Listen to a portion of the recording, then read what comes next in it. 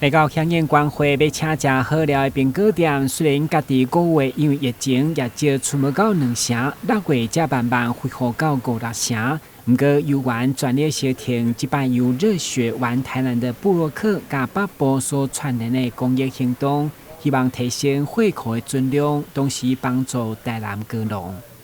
这次刚好是响应说台湾热血活动的部落客，他有举办这次热血的活动。那加上我们现在血库都大量的缺血，所以我们想说刚好于我们能力所及的部分，就提供我们的餐点去响应一些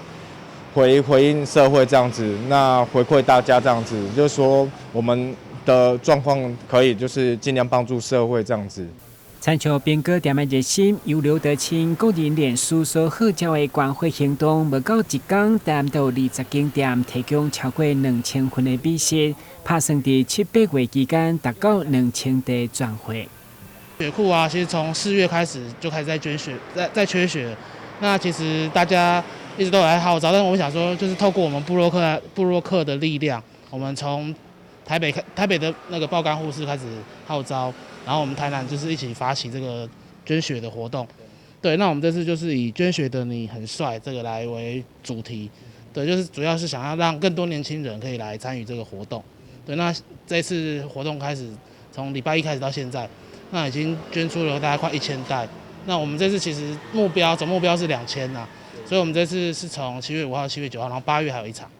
对，然后这个次总共有21家店一起参加这样。根据关会中心观察，这阵啊5成以上拢是第一摆关会者来看，台南美食的吸引力加捐血你很帅 slogan 已经发挥效果。这次我们的兑换券是以扑克牌的那个概念去做，以捐血的你很帅，然后 S 是代表就是捐血人跟赞助的店家，对，都是一起帮 No.1 的，对，然后后面就会有我们的各个店家的领取资讯，然后只要领250，捐250就可以领1份，500就2份的店家，那我们是随机发送，对。记者伫采访过程，有关会民众来对外澎湃酸仔冰，认为真正一举两得。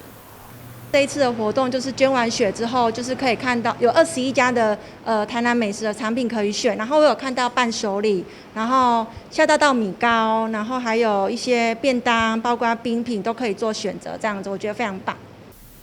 关会中心表示，第一梯次对7月5号到9号，第二梯次对8月2号到6号，分别伫永和、中山、小东甲河尾等关会站。关会中心嘛表示，已经预约明年寒假，希望搁再来办，盈利补会愿替你补体重。